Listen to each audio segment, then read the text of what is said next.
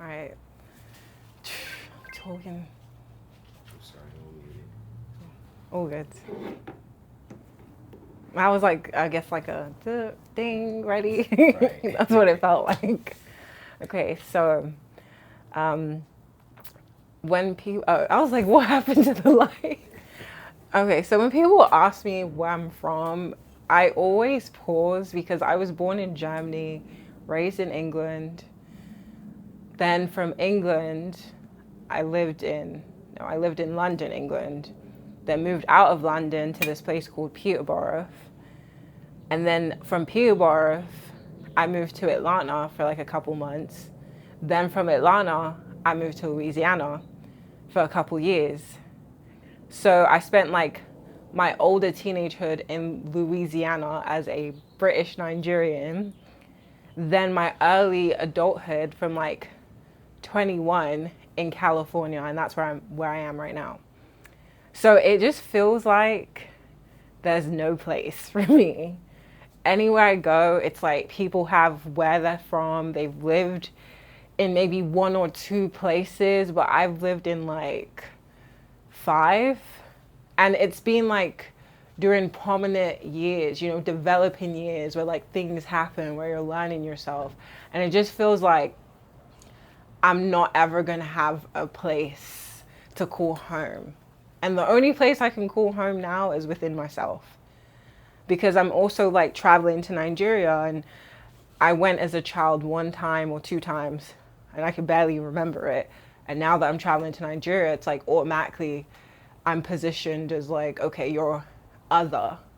But then even in the other, I'm still other. I went to England after 12 years of not going, and it was like, okay, yeah, what do you guys do in America? What do you guys do then? It's like, well, I spent most of my childhood in England though. And then I'm in America, and it's like, okay, what's Britain like? What's this like? And I'm like, I mean, I can tell you some things, but it's been like 12 years. So it's just like, I'm not ever going to have a place. And I haven't seen that many people who can relate, unless they like grew up in the military. But even then, like military kids have an area for themselves to some degree. Like there's military schools, or like where there's a push of a bunch of foreign kids that stay, and then they can kind of relate to each other. But I don't even have the military experience. I just have an experience of being moved around and not having a place where I can call home, even though I have multiple homes. So I feel like that's really shifting how I approach my, I guess, older adult years moving forward, like the plans that I have to travel around, to see different places, because that's all I've ever technically done. And I don't want to shame that part of me. I don't want to feel like that's weird or out of pocket, because a lot of people look at moving consistently as like, oh my gosh, what's wrong? But there isn't that much that's wrong.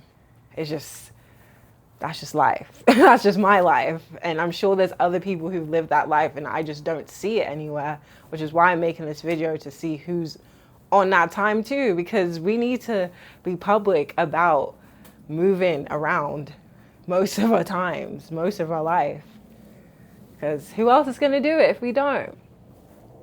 What was one of the saddest parts when you were moving? Like, did you ever have to let go of something?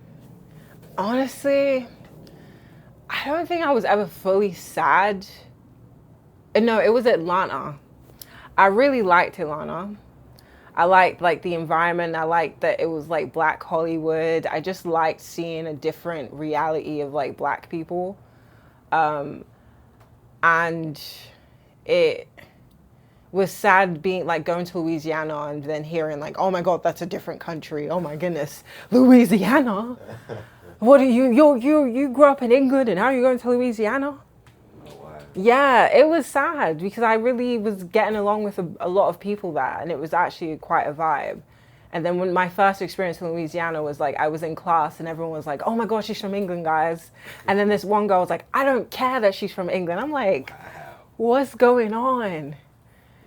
My Louisiana experiences were kind of crazy too. There was a point in time where it was these two white guys. No, one was Native American, but like very brown looking, but white looking, and then another was just white. I kid you not, they put on a KKK mask. Damn. And because there was no black dudes in the class. So they just saw black women in the class and they were like, okay, here's our time to shine. And they were saying the N-word. They were like, oh, Abraham Lincoln shouldn't have brought. It was deep. I know it was still like that out there. Like, it's not like, I mean, yeah, I'm like, oh yeah, that was in 2016 though. But I'm like, still. Yeah, that's, wow. Yeah, and they saw it as a joke, but it's like, obviously you guys did it when the black guys weren't there.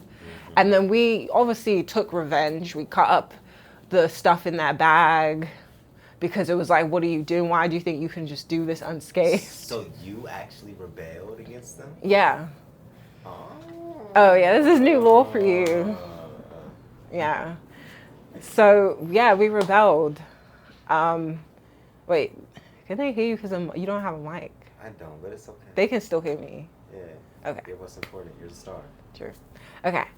So, yeah, they literally, and then we got like sent to, not detention. What's that thing called? SS something, like where it's like detention, but you're there for the whole day.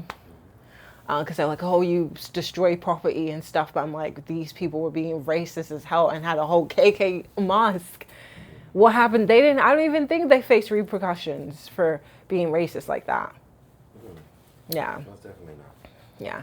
It was weird because like the one dude was like not obsessed with me, but bro was like saying like how unattractive I was, like just very focused on me. And just, they were both just talking like absolute shit, like just for the sake of it. And I think it's because I kind of defied what like sort of black person they thought I had to be. And I know it's like sometimes people who aren't like, who are white, they tend to just be like, everyone needs to fit one mold. And if you're different and you're not a coon at the same time, it's like, huh? Do you know what I'm saying? Because sometimes they use that you're not like, you're not raised here, and they use that you're a foreign black person, and they think, okay, you're a different sort of black person. And then they kind of use you as like I guess like a doll, like a object.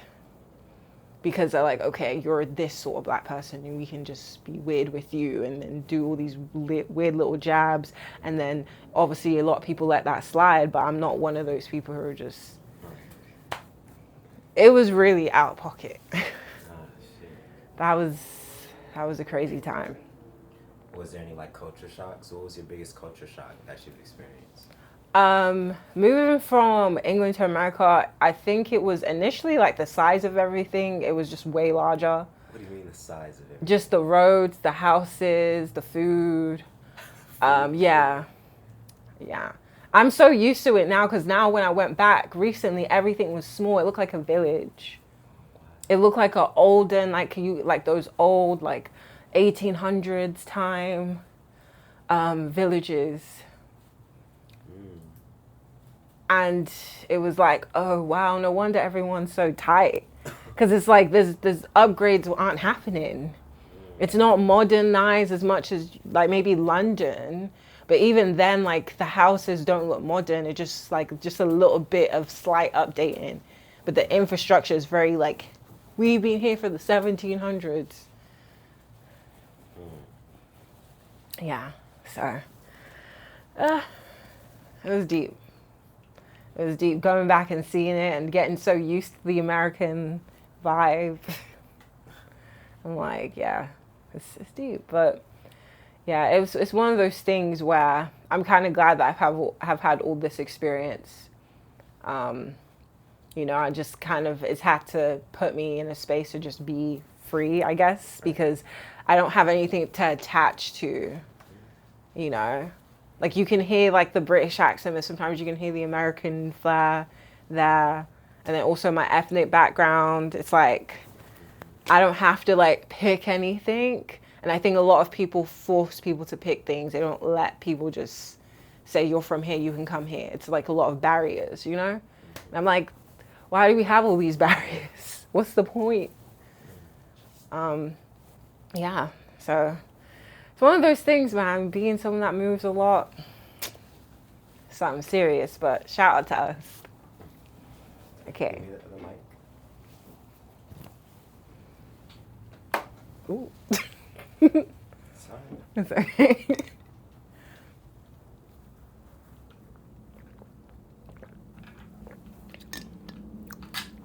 %, juice. What else is in this? It's fine. Did you put mic on? It's right there. I don't want it on me. Okay. I'm moving around and stuff. But when it's time to talk, I'll be right there. All right, so let's talk about the policing. Because I know that I was complaining to you about the things that were going on in the airport. Right. Where I came into the bathroom and then this Nigerian worker because sometimes they have like assistances, right? So there's a Nigerian worker came in, she was like, you need to use the hand dryer. I'm like, what are you talking about? Use the hand dryer. Why can't I use toilet paper or it was meant to be like paper, towels, but it was toilet paper. So I'm like, okay, fine, let me use this because it's out in the public for me to use. And she's talking about you can't use it. And I'm like, so you saying I literally went up to her. I was like, no, I didn't go up to her. But I was like, I was about to say, man. no, I didn't. It wasn't that deep. But I was like, are you saying I can't use this toilet paper to wipe my hands? She was like, yes, that's what I'm saying. I'm like, are you out of your mind? But it was already too late.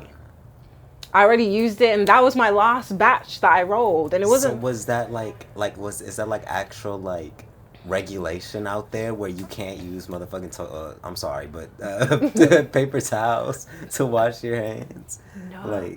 Or was she just tripping? She was just you're an American and you're wasting our stuff. Yes. Oh, she was tripping because I'm like, it wasn't even obnoxious. Like it wasn't like it was like maybe 3 rolls, right? And I'm like, what are you're not even pay. I know she didn't pay for that toilet tissue. They don't make workers pay for public airport toilet paper. So what are you policing? Unless there's someone, the management, because I don't know what's going on. The management said, hey, you guys need to make sure this toilet paper stays this way. Because it can get like that, unfortunately. Some Nigerians can manage things crazy. It could be rough, right? So I was just minding my business, you know what I'm saying? And then I had something like that. Happen in Germany. So it's like this energy of just, there's this girl who looks like life is okay for her. Let me just be tight about shit. This woman was like cleaning the toilets. She was like, oh, you can't come in here. I'm cleaning one toilet. I said, okay, fair. You're cleaning the toilet. I'm not going to get in the way of a clean toilet. Right. So another woman right beside the store, she comes out and then I'm about to come and she's like, no, I got to clean that too. So now she's doing this with 2 toilets. I'm like, what are you doing? Right. And then I was like, are you trying to say when I can use the toilet and what toilet I can use right now? What are you're cleaning a toilet. You're not dictating when someone needs to hold their pee in a bathroom. Right. You can only clean one toilet at a time because you're one person. Do you think they were doing that because they knew you were American or like you weren't from there? No. Or was that just like how hard they are on the day-to-day basis where they're just like aggy? Honestly, because this was in Germany. This is the toilet person. This is in Germany. It was in Germany. So I'm like, what's going on? Because this wasn't even in Nigeria. Dang. And I think that ties to some degree of racism. Okay? Because some Africans, when they come to Europe, they come to, like European countries, they get really timid. It gets real, put your head down because you've made it now. Put your head down, take disrespect because this is a better country, so you need to make it work. Unfortunately, that's the energy a lot of Africans or Black people come in with. And I say mainly Africans because it's different here. It's definitely different here from what I've seen. So I was just thinking, is it an energy I'm putting out? Like, why did this happen in Germany out of all places? But it did give racism. And then even to a point where there was another situation at a hotel where I was FaceTiming you, right? Mm-hmm. And then she thought, I was filmed. She's like, you have to wait for them to leave. And the people sitting down weren't black. So I felt like that tied to it too, because there's low-key some racism in Nigeria. I peeped that shit too. That's kind of sad to say. And how is there racism in Nigeria, like against like non-Nigerian people? No, against other Nigerians or other black people. And I'll say this with my chest, because in the airport there was another in the airport there was another, like there was like 10 bag checks. Like, no, it was 10 different checks. It was bag, ID, ticket, bag, ID, ticket. And I think it was 14 times or 13 times I saw every sort of check. We were online, right? They already checked her bags in the beginning. They checked it again right before we were able to enter the plane. All of a sudden, they're checking every person that looks like this, and then these two white dudes skip the line and the worker didn't bat an eye. And that's when I knew this is something serious. He just went through with his bag. There was no, let me put your bag in the thing to make sure that this is accurate. He just, literally. And then when I had my Nigerian passport, there was this one Nigerian lady. She was asking me, why, what are you in Nigeria for? What are you in? I forgot where I was going when I was leaving Nigeria. And I didn't hear fully what she was saying. And she was like, are you deaf? I swear. Like, I had to hold my cool, and I was like, what's going on here? Mm-hmm. Because they saw a Nigerian passport. These are other Nigerians. And then they start acting weird to like diaspora Nigerians, because they feel like there's this entitlement, there's this spoiled brat attitude, this privilege. So they're coming off with this really harsh energy. Even when I was in the line, this other woman, she was telling me, okay, you got to move here because we're checking tickets or another set of things. All of a sudden, she's like, hurry up, don't take your time, I swear. I was like, what are you kidding me? Why is this? What are you guys on? What are you on right now? And then I saw a white lady, and I'm pretty sure they never hit her with that energy. I can guarantee it. Yeah, you know they didn't. I'm like, are you guys out of your mind? What's going on in Nigeria right now? Where you're letting all these white Asian people slide. They're making money off they're coming in there for business. Then someone who is from the diaspora, who is connected to the land biologically, but they just weren't raised there. It's a lot of disrespect, a lot of a huge amount of assumptions. Because they don't view you as like valuable. Right. It's like you're like beneath them in a sense. But at least the white man that could bring some money, But they like, what do you have to offer? Right, because they're still gonna ask for money though. That's tied to the begging culture. They're still gonna ask you for shit because they know that you're in that environment, but they're still not gonna respect you the same as someone who doesn't look like you, look like us. They're gonna still have this weird energy because they're like, oh, I know that you're Nigerian, but you're not really Nigerian.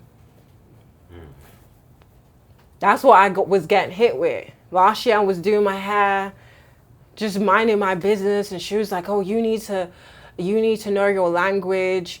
What were your parents doing? This is someone I never met. Right. On the side, selling whatever she was selling on the store, talking about, and they're saying, oh, she won't be back 10 years from now. The fuck? Right. I'm not doing shit. Like, I'm telling you, I'm not even saying anything. That's what's blowing. I'm just calm and I'm barely speaking. Right. So you just get hit with all this shit, and then people get mouthy. Especially once they can see, oh yeah, you're a Nigerian, but you're not really Nigerian. Then there's this like, I can go crazy with you. But if they can feel, oh no, this person isn't Nigerian at all, it's okay. We're gonna act a little bit better, and that's sad. So you think they like code switch? Yeah. Damn.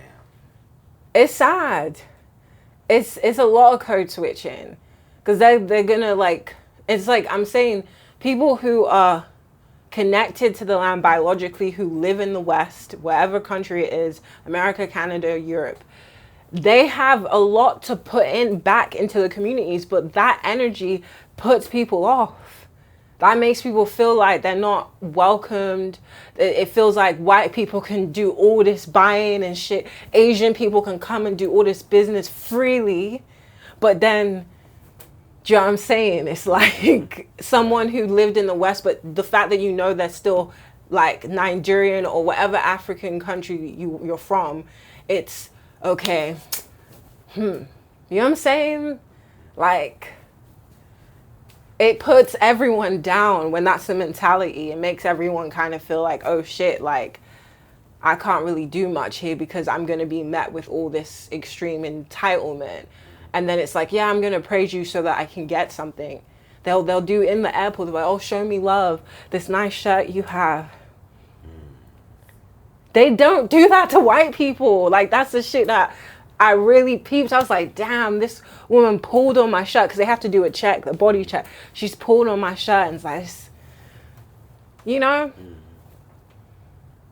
And it's the fact that I know that that's not how it works for other people. But anywho,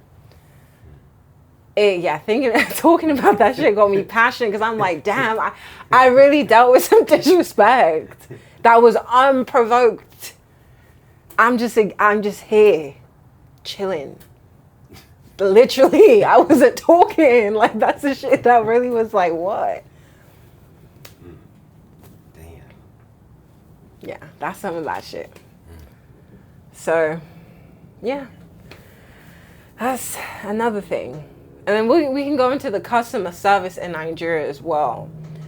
I think there's outside of the government fuckery, because the government people are saying, there's this whole joke going around about, I don't know if it's the president's wife or someone who's high in the politics. She made this comment saying, people who graduated from university, you can get rich by selling like corn and akara and like those small, like, you know, snack foods in Nigeria. You can get rich off that. Like, everyone should be doing that. And I'm like, huh? It's like those street foods that they sell. That's what she was promoting. I'm like, that's crazy. So there's this energy of like, with the customer service, like outside of all of that stuff, there's a lot of classism. Like, if you have a big truck, like there was a time where I was in Lagos, we had a smaller car. I was with it doesn't matter who I was with, but the point is, it was a smaller car, the driver was there, we were going to an arcade, and they're talking about, oh, there's no space. There's no space. And then the driver had the sense, he was like, they're bullshitting because we just don't have a big car, like, you know, them like SUVs and shit. They're like, they're bullshitting. And then he kind of forced his way through. He was like, no, I'm dropping someone off, like, I'll just let me through. And they were like, okay, it's too much commotion. Pull up, and there was space.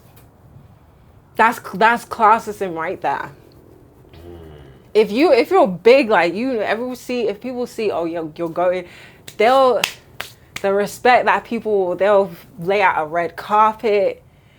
Everyone's in your face. I got you. But when you don't show it all, people, it starts getting disrespectful. So it's a big level of that, unfortunately, because it's a clearer divide than like compared to like any like Western country, because you have like that, a bit of that government backup where you can kind of hide in the corner, even though it's technically, yeah, I mean, media will hide it, but publicly there's still a lot of homelessness, there's a lot of poverty, but it's hidden in like pretty looks, pretty aesthetics. And then in Nigeria, it's like, it's in your face. You see kids with red eyes. You see a whole bunch of disabled people. Like, there's no separation. So I think the energy people have for class is pretty much matching the environment of how it shows up. So that was kind of like, oh, I didn't know that was a thing, a car thing. I didn't know that. So once I saw that, I was like, okay. So the customer service, okay. Went into a store with my cousin and we looked nice, all that. We got dressed up. They talking about you have to pay 50,000 naira in order for you to take any pictures. And the whole place was empty. So I'm sitting here like... How much is 50,000 naira? 50,000 might be like $40 or so. About more $50 maybe. Wow. That's free promotion towards the business, and they try to make you pay for it. It's stupid. Like, I'm gonna try to be rude, but I'm like, what are you guys thinking? But it's a classism. So there's people like who own these businesses who come up and they're like, I just want this shit for, they want the business for their ego. They don't want it for like people or to kind of collect things and make shit make sense. It's no, they'll treat their workers less than. They'll pay their workers a lot less and then start making all these ridiculous demands because it's for their ego. It's not even about I'm serving a community or I'm providing a service.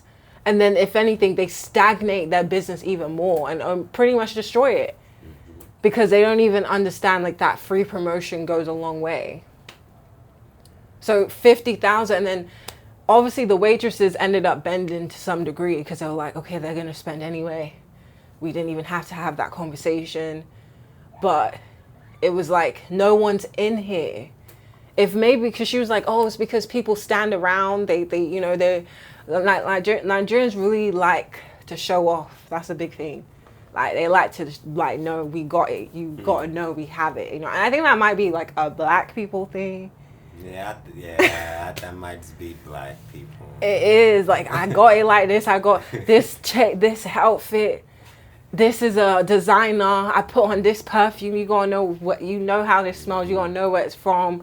It's like, it just seems to be a consistent thing everywhere. And it's kind of like, that's not really necessary, but you know, it's nothing wrong with wanting to show off if you have it. But at the same time, what is the point, you know, deep down? Like, you're not having fun. Do you know what I'm saying? There's a fun thing and then it's like, this makes me something thing. You know, like, have fun. Like, we're creative people. Do wear what you want, but like, if you're just putting stuff on just to say, I got it like that, you know, it's strange. So that customer service thing was just, it was odd. They were actually ended up being nicer.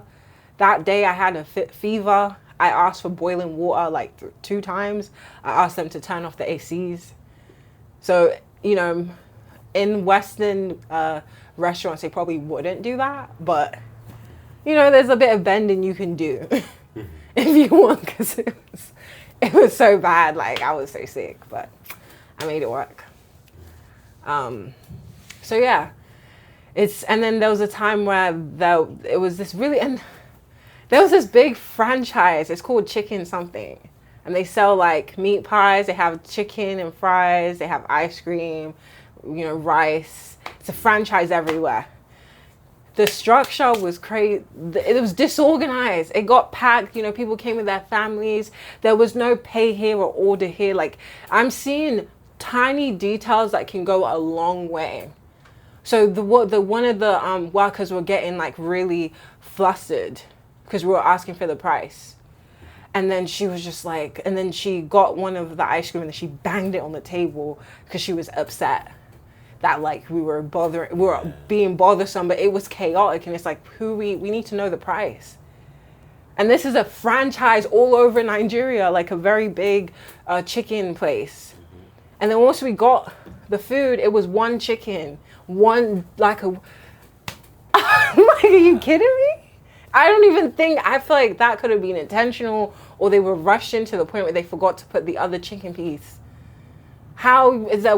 Who buys one chicken thing? Like, it's a pack. It wasn't meant to come like that. Because of the disorganization, and then the workers get a lot of like heat, but then the people managing, the ego gets really big. And I'm like, are we serious? Because it's just a tiny fix. It's always just a tiny fix. It's never like huge. You don't need millions of dollars to pay for a pay here, order here sign. That's all that was needed. Like, so people can do their order, or they pay for it, or grab their order. That's something. I don't know. But it was pretty straightforward. So yeah, that was another instance. There was another instance too, like, where, I don't know, the drink services where we went to this hotel, and again, the hotel was from apparently government laundering monies. So there's a bunch of hotel businesses that are a way to launder money in Nigeria as well. Wow. Yeah. I'm kid you not, like we ordered for a beer and like a mixed drink. It's called Chapman. Is that what you had me try? Yeah. That was beer? No. It wasn't alcohol, but you can turn it into one. Oh, okay. Yeah, but I don't know if mine had alcohol. I think it was just a drink I had. But it was beer, like just regular Heineken and Chapman. And I kid you not, my mixed drink came out before the beer. Does that make sense? No. Exactly. That's what I'm saying. Like, what's going on with the training? Because I'm not even talking about the employees. I'm not even talking about the employees. They're doing what they can, but like, there's just certain baselines where that never made sense. A beer is something you just get the fridge, open it up. Right. A mixed drink is what takes more. A mixed drink is what takes more time. And the beer came out like 10 minutes after the mixed drink. So I think people are being very tight with how many people they're employing. They're being very tight with how they're training. And then now Nigeria is being known as like, well, not being known, but Nigeria has this like stamp as bad service or bad customer service. And when I went to Lagos, when there was a bunch of white people, the customer service was also different. This is the shit. That's why I said there's racism in Nigeria. That's ridiculous. They were all polished, you know, obviously there was more funding. It was a hotel, it was like the Marriott hotel, but super duper light, on point. You know, the service was still a bit kind of slow a little bit, but still very nice, very organized. But then you go to the place that's meant to be for the people, that's when it gets strange. And then there's a thing too, you go to restaurants, half of the menu is, sorry, we don't have that, sorry, we don't have that, sorry, we don't have that, sorry, we don't have that. And then when you ask what's good, they're like, don't know. It's deep, like, you know, and maybe that's also because I was in a smaller town. I know with Lagos and Abuja, there's a bit more range because there's more foreign people there. But you see the correlation. Right. Okay. Then let's go into, I did talk about the begging culture, but to go back to how Nigerians beg people from the West. I mean, they can do that with people who are raised in Nigeria, but I think Gen Zs aren't going for it. It's not happening anymore. That culture is dropping down to the ground. And thank you to all of us. Thank you guys for everyone who gained sense, and we're all now knowing that ain't working. Okay. Thank you, because there's a story I heard on TikTok. Oh my gosh. They were in a house, big house. The dad stopped paying the water bill for whatever reason, or there was something where they stopped having heat. So they had to boil water and then climb up the stairs like they were in the village in order to have hot water. And then the dad was sending tons of money back home. And then the child, she ended up pouring the boiling water on her body, and then she had to go into the hospital. Damn. And that's because the dad, whatever, was prioritizing, I need to send money back home. I need to make sure everyone's good. And then it turns into this entitlement. Because I know even people who are like very rich in the West, they have like certain caps with how much they give to certain people, because it does turn into this energy of like, now there's this expectation, and then they just sit back. And I think that's like a big thing in Nigeria. It's like they see that you're making more, but they don't see how much work you're putting in. They don't see the isolation. They don't see how much effort it takes to just build something up here. They don't really. How much America really costs. Exactly. So they see like the nice infrastructure. They see, oh, okay, you got good roads, you have these baselines, and then you're making these dollars, and then it turns into this, I got to have something. Oh, show me love. What do you have for me? I did this for you this one time, this small, tiny thing. Now I need to get something. And there's that survival mechanism too. Like, I don't fault how it got there, because it is survival, like, instincts where they feel like they don't know when they're going to get a lot, so they need to get as much as they can while they can. And that's just the mentality. And unfortunately, the Gen Zs, I mean, fortunately, unfortunately, at the same time, we've woken up. Right. Even the Nigerian Gen Zs don't beg. That's what I'm saying. Like, it's really just a generational thing. Once, you know, everyone gets too old and then we're the older ones, we're not, we're going to be good. But everyone, even people in Nigeria, because I'm not even going to say, the younger Nigerians have sense. They're not begging. They're like, you know what? If I'm going to ask for money, I'm going to provide something. That's real. I got a clap for the Gen Zs, right? Thank you guys, and some of the millennials. Shout out to you guys. I'm glad that now, like, people from the West, when we give, it's like, okay, like, we're eye to eye now. It's not this weird power shit. That's it. Okay. Okay. So let's talk about investing in Nigeria and what that would look like in the future, because they do say, like, Africa, and I'll say Africa, majority of the population is in Africa, 70%. Well, I mean, at some point, maybe in 2050, 70% of the population is going to be in Africa. There's a lot to do in a developing country. There's tons to do. If you have the right connections, you make the right moves, you can do a lot. Because there's people, delivery apps. There's a delivery app. And I think they sold their company for, like, I don't even think they sold their company. They made $30 million in Nigeria because they did a delivery app. Developing countries, tap in. But what I'm saying is, like, in the developing countries, it's not always go to major cities. It's not always go to the biggest cities with more competition. There is 34 states in Nigeria. There are people are focusing on just 2 states. And if Nigeria had their shit together, they could have looked at America's template, because America has states. There's a lot, like, that got spread around instead of limited. And I'm like, I feel like the diaspora, people who are from other countries, you should look at the smaller towns. Don't just focus on the big cities. I understand that it's a bit more comfortable, but there is money in smaller towns because everyone can't be in major cities all the time. You know?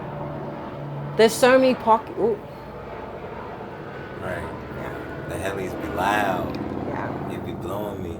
Yes. We're in LA, y'all. Yeah. I think we're good now, though. Yeah. So there's so many pocket holes of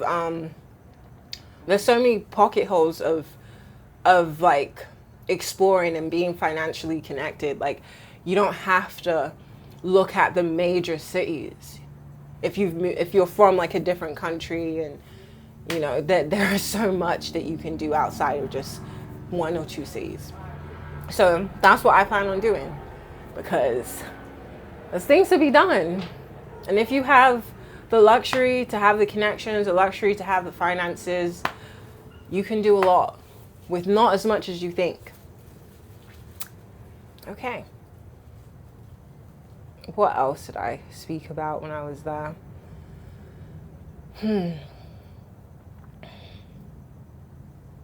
But yeah. Also, this might just be impromptu. But yeah, also, like, a lot of people in England look very, like, sad. They kind of look like there's a lot of repression, I noticed when I traveled there. I forgot how tight it was. I was having a conversation with my cousin and her friends or something. And we were talking about race. And I was like, okay, I don't know who asked the question. They're like, oh, if you could be like, what would you come back as? And then they were like, oh, I would be light skin, I would be white. I'm like, are we serious right now?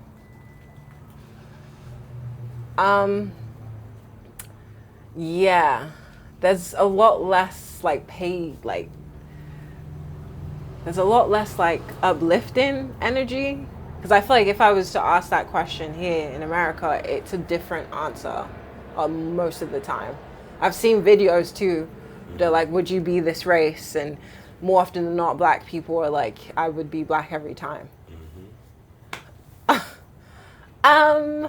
Yeah, that's not given. And like, I get like why people get to those perceptions, but to me, that's just programming. That's brainwashing. That's just some forceful energy that you've just absorbed. And it's like, you're born as what you're born as, and you gotta appreciate it.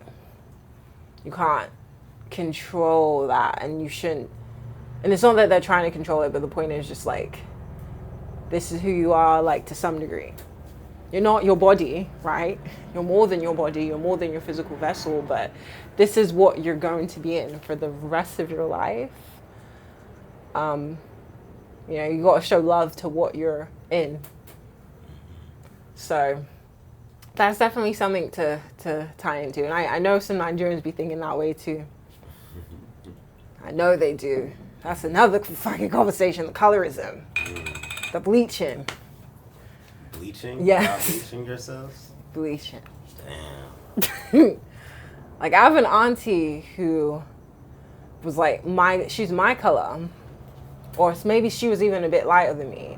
She's just bleached. She just kept bleaching. How light is she? She like Kim K white, or is she more like light skin, what, like light skin black? Light skin black, but like light. Yeah. And that was from bleaching, but then there's patches and stuff, and I'm like, you didn't need to go there. I don't even get it. Don't bleach, do the whole thing. Shouldn't be no patches. Yeah, but it's just off the response. The skin's like, what are you doing? And then I think, yeah, when black people bleach, it gets very... Can't your melanin like come back?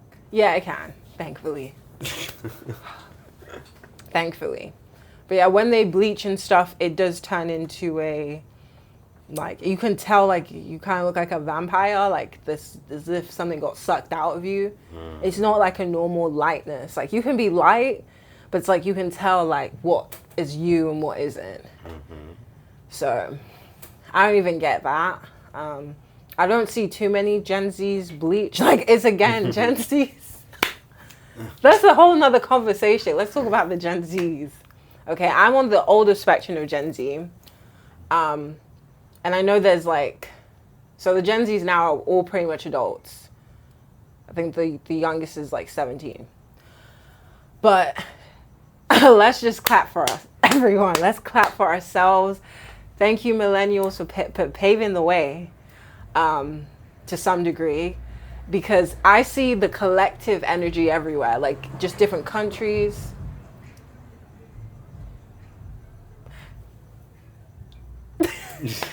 Different countries. You know, there's some awareness in the brain, like the brain got knocked and said, hey, we're not going through what we're going through right now. Where there's just a lot more awareness to other realities. And it's more like, okay, I want to live this reality, you can live that. It's not this tightness, it's not this extreme amount of shame as what like previous generations were on, where everyone had to tighten up and then live this really false life. Now people are just like, I can do this, I can do that. And I'm seeing that in everywhere, online for the most part.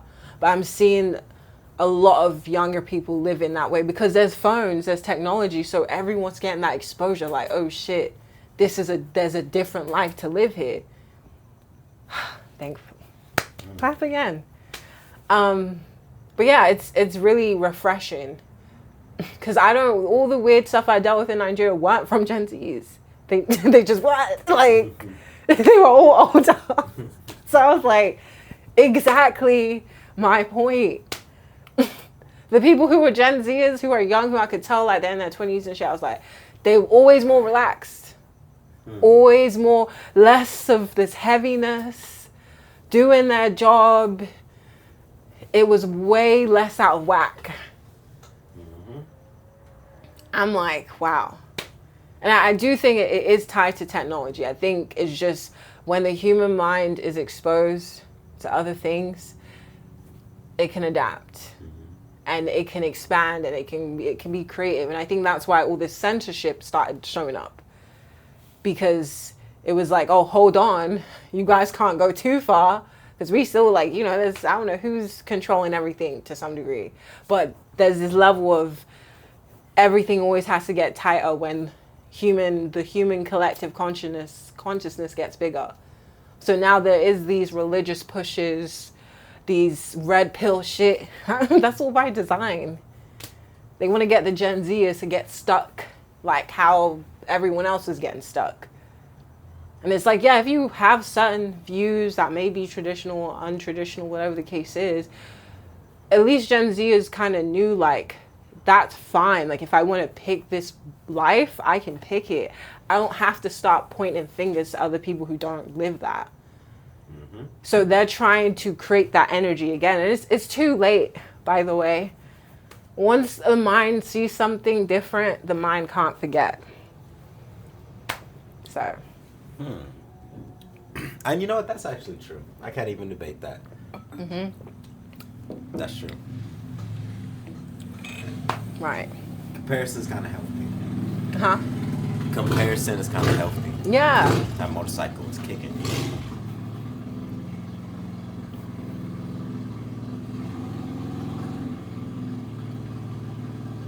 Is it just staying there? Like, what the fuck? Literally.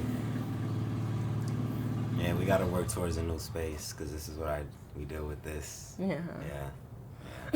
Yeah. Did it just pull up and just... But, yeah. Because I know comparison is a thing they say, like, oh, like... But it's really just to... I think it's just to see something different. Like, I think that's how comparison can be used. Not like, oh, that person has this, I don't. Like, yeah, you don't have that, and that's not for you to have, and that's fine. Because you don't really know what people need to do to get what they have. And you may just not work well doing exactly what they do. You might have to get it a different way. I felt like that about, like, content and work, you know. I felt like I was doing a lot. I felt like, you know, I was really pushing myself until I saw some of the work ethics of other people and realized some of the people who were above me were also working way harder than I was. Right. And they were sacrificing a lot more and putting a lot more on the table than I was. Yeah. So, no, that's real shit. Yeah. Right. That's so true. That's so true. So it's like, it's more of the fact of, like, that comparison is, like, it can be healthy, like you had said. Just to see, like, oh, I could be doing more. Or even sometimes you could be doing less, depending on what it is. Sometimes it is one of those things where you see someone who is, like, I guess, like, efficient. I like to say the word efficient. It's like this efficiency that you can have where someone's doing less, they're working smarter. Like, what's it called? Metrical. That app, shout out to Metrical, that you'd put me on. It was how instead of, like, hiring people to post or something for you, you could have just set up the whole thing and AI just does it. That's working less hard. Right. So it's one of those things. You know, there is a lot of gatekeeping going around, but you know, once you have information or once you have an idea to search for information, because sometimes it's a thing of just having the thought to even look for it.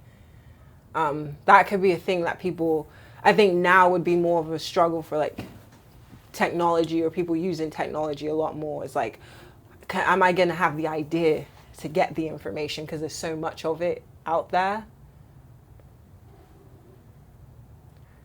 I'm like, I can't see you. So I'm like, is something happening to that tripod? No, your phone is on 9%. Okay, that's fine. Okay, cool. I'll just go until like, yeah. I'm pretty much done, I think. Yeah, I'm done. But anywho, it's one of those things where like information goes a long way, and I think now there's an there's intention for information to be like for information to just be put out consistently so that people get lost. So now it's about your internal information. It's what does your internal mind look at? What does it come up with? I think that's like the new power play or the new transition. Because before it was like lack of information, lack of things and awarenesses and all of that, education. And now the tables have completely turned. So we're going to actually deal with more lack internally, but that can work in your favor because it keeps you clearer, and those ideas and the things that you want to look for will come from yourself. Even with AI, you got to have the thought to be like, what's the prompt? What's the idea? What is the assistance that I need? So that's something to think about. Like less is more, like they say. The less here, the more out here. That works. Wow. Okay. All done.